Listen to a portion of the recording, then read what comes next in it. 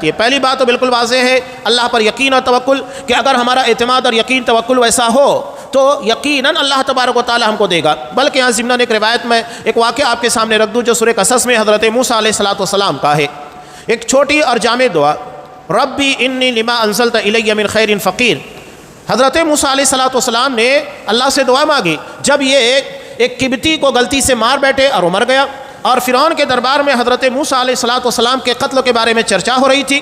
ایک ان کا خیرخواہ آیا اور کہنے لگا کہ آپ یہاں سے نکل جائیے ورنہ تمہیں قتل کر دیا جائے گا۔ فوراً وہاں سے نکلے، مدین پہنچے، لمبا سفر، بے قراری کے عالم میں، اور پیچھے دشمن کا خوف تھا، کچھ ساتھ میں نہیں تھا، نہ کوئی ساتھی ہے، نہ پیسہ ہے، اور نہ کھانا پینا، بھوکے پیاسے وہاں سے بھاگتے ہوئے وہاں پر پہنچے تھے۔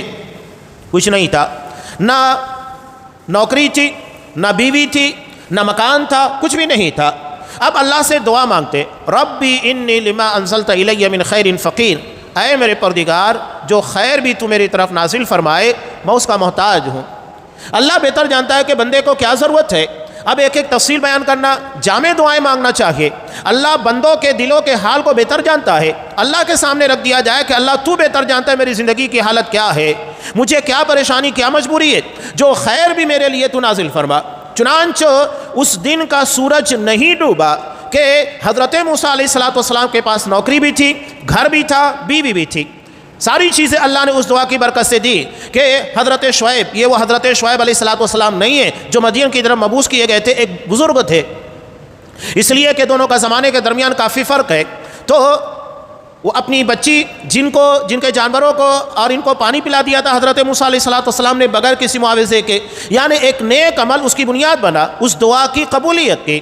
تو اس کا مطلب یہ ہے کہ کچھ نیکیاں بھی ہونا چاہیے، صرف دعائیں نہیں، دعا کے ساتھ کوئی بیس ہونا چاہیے جس کی بنیاد کے پر ہم مانگیں۔ جیسا کہ غار کے اندر جو 3 لوگ پھنسے ہوئے تھے، ان لوگوں نے اپنے 3 نیک عمل کا واسطہ لگایا، وسیلہ لگایا جو جائز وسیلہ ہے، تو اللہ نے ان کی دعا کو قبول کر کے غار سے نجات دے دی، یعنی بنیاد تھی نیک عمل کی۔ تو کوئی بنیاد ہونا چاہیے جس کی بنیاد کے پر ہم اللہ سے مطالبہ کر سکے۔ تو حضرت موسیٰ علیہ السلام نے جب ان کے ساتھ اچھائی کی، سب مل گیا، آئے وہاں پر ساری داستان بیان کی، سب دے دیا، کہا کہ ٹھیک ہے تم ہمارے یہاں 8 یا 10 سال تک یہاں مزدوری کرو اور میری ایک بچی سے تمہارا نکاح بھی ہو جائے گا، مکان کے اندر رہو۔ سب اللہ نے عطا کر دیا، بیوی بھی دے دی، نوکری بھی مل گئی، چھت بھی مل گیا، رہنے سہنے تمام چیزوں کا انتظام۔ تو اللہ تبارک و تعالیٰ جو حکیم ہے وہ بہتر جانتا ہے کہ بندوں کے لیے کیا انتظامات ہونا چاہیے۔ اب اس امید اور یقین کے ساتھ دعائیں مانگنا چاہیے۔ توکل اسی کو کہا جاتا ہے، چاہے وہ واقعہ جو میں نے آپ کے سامنے بیان کیا وہ بھی یقین اور توکل کا معاملہ ہے۔